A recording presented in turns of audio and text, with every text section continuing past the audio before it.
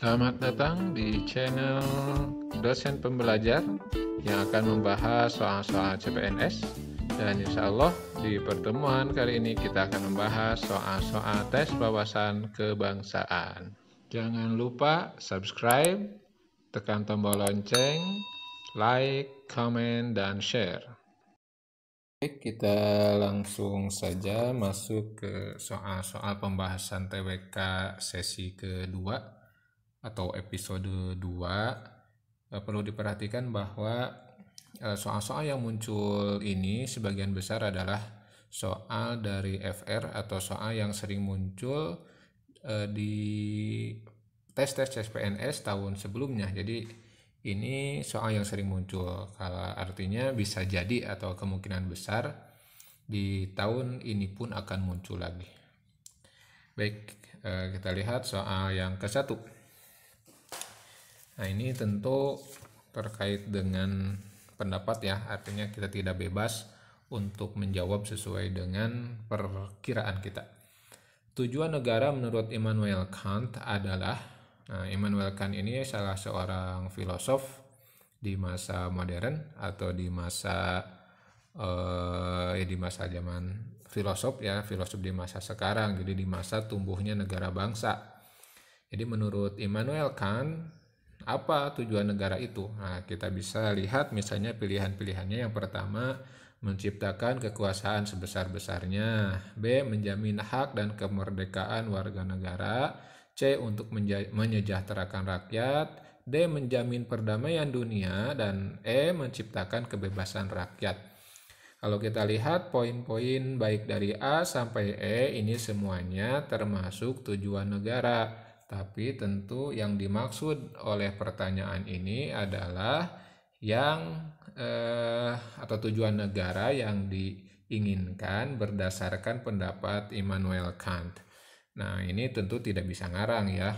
Jadi ini menuntut Anda, kalau soal seperti ini menuntut Anda untuk lebih banyak membaca. Nah, dari soal ini, maka jawaban yang tepat menurut Immanuel Kant adalah bahwa tujuan negara dibangun adalah untuk menjamin hak dan kemerdekaan warga negara. Nah, ini menurut Immanuel Kant. Ini wajar sih sebetulnya karena dia seorang filosof, dan filosof ini tentu pemikirannya lebih rasional dan menjamin kebebasan individu untuk bebas berpikir, berpendapat, dan lain-lain. Maka di sini ada hak dan kemerdekaan warga negara yang harus dipenuhi oleh negara. Baik, kita lewat soal pertama ini karena ini pendapat orang, artinya kita harus lebih banyak membaca. Soal yang kedua. Nah, ini jadi kalau tadi masuknya ke jenis soal nasionalisme ya. Nah, yang sekarang ini soal yang kedua, ini masuk jenis soal integritas. Nah, jadi di soal TWK itu kan ada jenis nasionalisme, integritas, kemudian ada bela negara, dan juga ada pilar negara. Nah, jadi 4 kata kunci itu sebetulnya yang harus kita kuasai. Nah, kita lihat soal yang kedua. Perhatikan pernyataan berikut. 1. Kejujuran, 2. Konsistensi, 3. Keberanian, 4. Niat, 5. Ucapan, 6. Tindakan, 7. Keyakinan. Dari sekian banyak dimensi yang memengaruhi konsep integritas. Jadi ini kata kuncinya adalah konsep integritas. Nah, apa yang mempengaruhi konsep integritas? Nah, pertanyaannya, ada 3 dimensi integritas. Nah, yang mana dari 7 tersebut yang termasuk 3 dimensi integritas? Baik, kita lihat kembali dimensi integritas. Kalau dimensi itu lebih kepada pengejawantahan ya, bukan unsur-unsur pembentuk gitu, bukan, tapi dimensi itu adalah bentuk pengejawantahan. Maka kalau kita lihat pilihan-pilihan jawabannya di sini ada kejujuran. Kejujuran itu bukan dimensi integritas, tapi dia dia persamaan, bisa dikatakan salah satu bentuk persamaan integritas gitu. Jadi ini bukan dimensi integritas. Konsistensi ya juga sama, hampir sama dengan kejujuran. Dia bukan dimensi integritas, bukan pengejawantahan integritas, tapi dia adalah salah satu bentuk integritas gitu, yaitu konsisten dalam kebaikan tentu. Kemudian keberanian juga sama. Nah, kemudian yang keempat, bagaimana mengejawantahkan integritas? Nah, ada pada dimensi niat. Nah, berarti ini sebetulnya salah satu unsur yang pertama. Mohon maaf. Ini unsur yang pertama dari dimensi, dimensi pertama dari integritas, yaitu integritas itu harus terwujud, terejawantahkan dalam niat. Kemudian selain dari niat, nomor 5, dalam ucapan. Dalam ucapan. Jadi integritas satu itu harus terwujud, terejawantahkan dalam dimensi ucapan, bukan hanya dalam niat tapi dalam ucapan tidak integritas, tidak jujur, tidak konsisten kan gitu. Kemudian begitu juga dalam aspek tindakan, tidak cukup integritas itu lahir dalam dimensi niat, dalam dimensi ucapan, tapi ternyata dalam tindakan dia tidak ada gitu ya. Dia tidak terwujud, tidak terejawantahkan. Nah, yang ketujuh, keyakinan. Kalau keyakinan ini kan bukan dimensi integritas gitu ya, bukan dimensi integritas. Sebab keyakinan itu baru pada aspek yakin atau percaya, tapi bisa jadi belum jadi niat untuk integritas gitu. Nah, maksudnya begini lebih mudahnya. Kalau pencuri atau penjahat atau koruptor, dia yakin tidak bahwa dia harus integritas, dia harus memiliki integritas. Dia yakin, dia punya keyakinan untuk bahwa pejabat itu harus memiliki integritas. Tapi apakah integritas itu jadi niat untuk diamalkan, itu beda lagi. Nah, jadi dalam aspek keyakinan, keyakinan itu bukan dimensi integritas. Nah, kita lihat pilihannya tadi ada 4, 5, dan 6. Dari pilihan A, B, C, D, E, maka jawabannya adalah B. Jadi integritas itu bukan cuma keyakinan gitu ya, tapi harus muncul dalam dimensi niat, ucapan, dan tindakan. Nah, itu soal nomor 2. Baik, kita lanjut soal nomor 3. Bangsa merupakan keadaan masyarakat yang bertempat tinggal pada daerah yang sama dan patuh terhadap kekuasaan tertinggi ke dalam dan keluar. Nah, ini merupakan pengertian bangsa secara apa? Nah, di sini ada beberapa kata kunci sebetulnya. Yang pertama, kata bertempat tinggal di daerah yang sama. Tapi ada juga kata kunci yang kedua, yaitu patuh terhadap kekuasaan tertinggi baik ke dalam ataupun keluar. Jadi di sini ada unsur kekuasaan. Nah, kalau ada unsur kekuasaan tentu bukan sosiologis, sebab sosiologis itu ya hubungan orang dengan orang gitu ya, hubungan sesama manusia. Maka pilihan B, politis. Nah, karena sudah ada kekuasaan, sudah ada kewenangan, maka jawaban yang tepat dari soal yang kedua ini yang ketiga ini adalah politis. Jadi pengertian bangsa secara politis bukan hanya dia memiliki tempat tinggal yang sama, tapi juga patuh terhadap kekuasaan. Itu berarti secara politis. Makanya untuk C dan E sudah tidak perlu dibaca, sebab antropologis tentu bukan.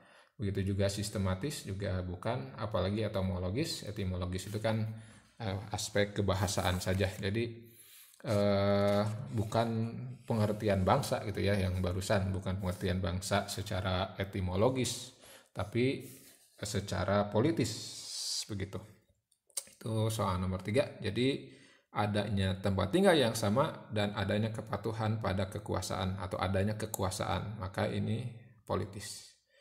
Soal nomor 4. Dalam kehidupan berbangsa dan bernegara di Negara Kesatuan Republik Indonesia, yang merupakan pilar-pilar negara di Indonesia terdiri atas komponen berikut ini. Nah, ini hafalan gitu ya. Tapi ingat di sini ada kata kunci, mohon maaf, dan ini ada kata kunci kecuali.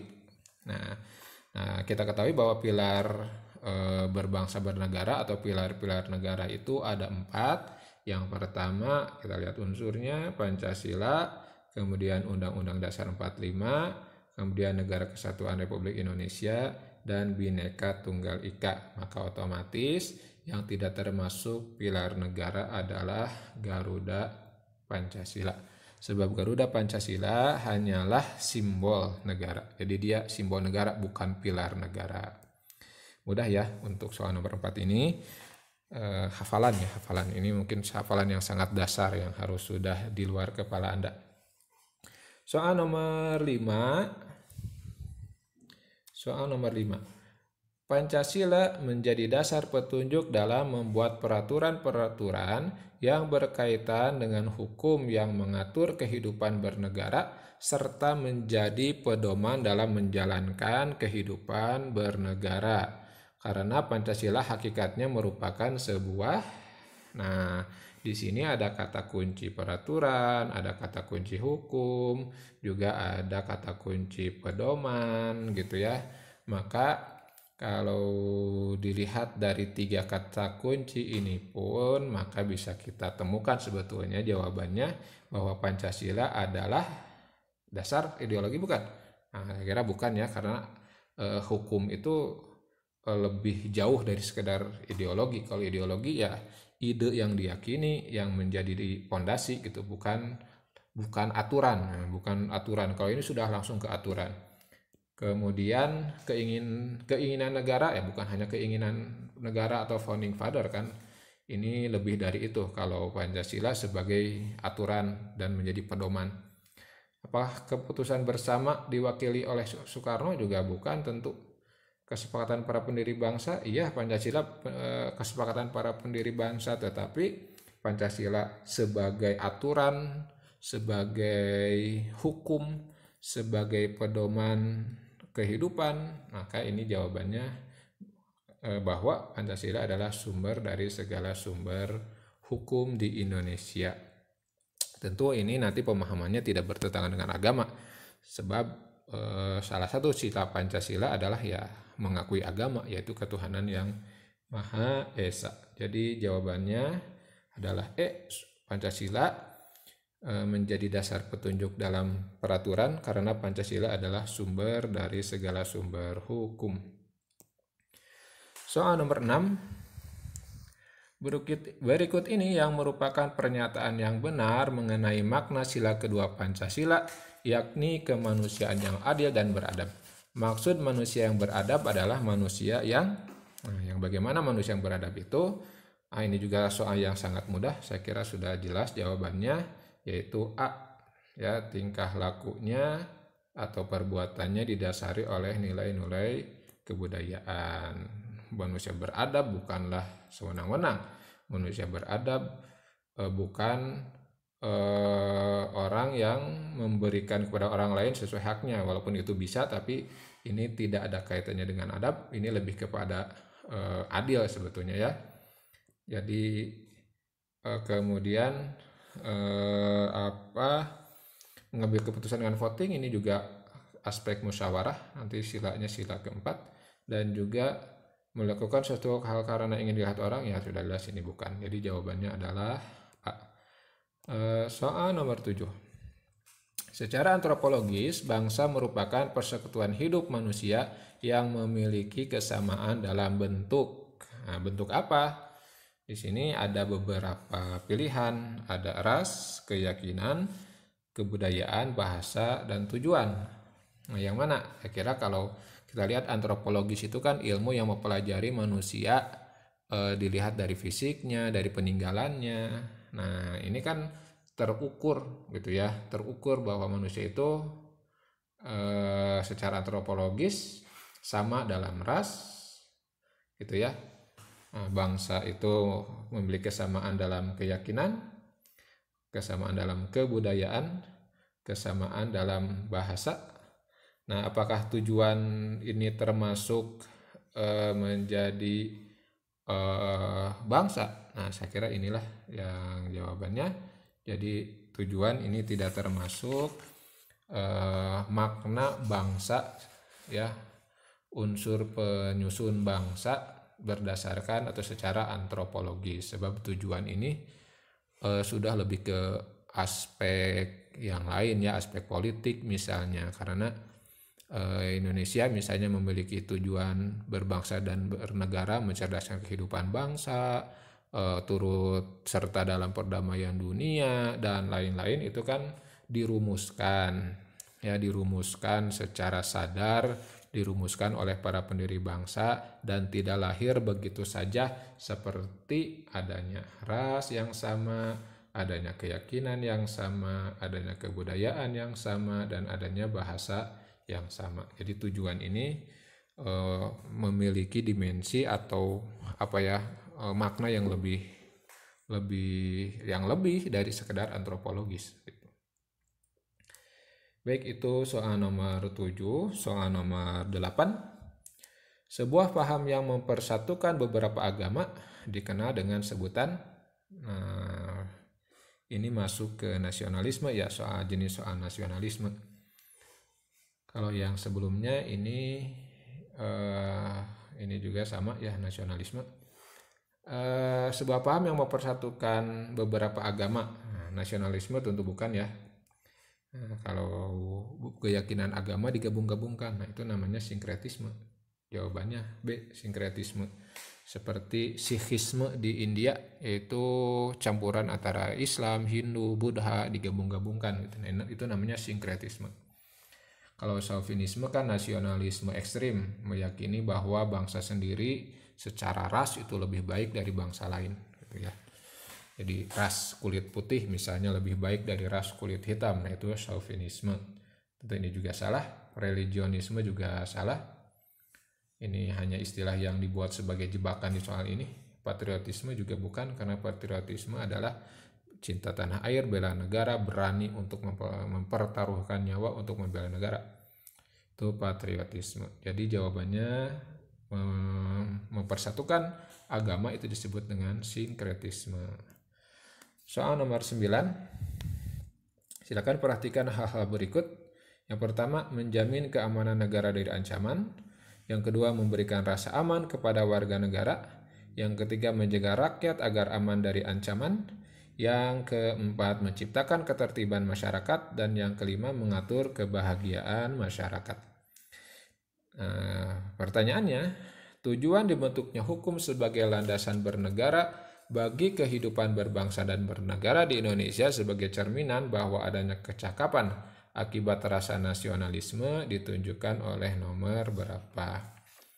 Jadi ini kata kuncinya adalah tujuan dibentuknya hukum. Jadi tujuan dibentuknya hukum ini untuk apa? Apakah untuk menjamin keamanan? Atau memberikan rasa aman? Atau menjaga rakyat agar aman dari ancaman? Atau menciptakan ketertiban masyarakat? Atau mengatur kebahagiaan? Kalau kita kita saring dari alternatif jawaban ini, tentu yang nomor 5 ini sudah jelas bukan ya, karena kebahagiaan itu tidak bisa diatur. Bahagia itu diciptakan, dimiliki, dan ukurannya beda-beda setiap manusia. Kemudian dari pilihan jawaban yang tersisa 4, tujuan dibentuknya hukum sebagai landasan bernegara untuk apa? Ini kan untuk negara ya.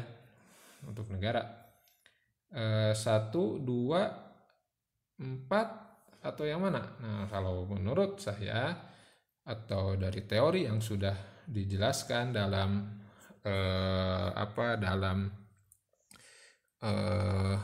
pilar negara ya, bahwa tujuan dibentuknya hukum dan dalam landasan bernegara ini adalah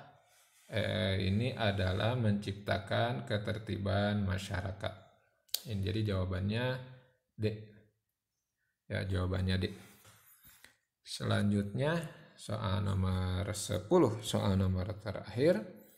Berdasarkan pasal 7 ayat 1 dan ayat 3 Undang-Undang nomor 23 tahun 2019 disebutkan bahwa pendidikan kewarganegaraan dilakukan melalui pembinaan kesadaran bela negara yang bertujuan untuk menanamkan nilai dasar bela negara.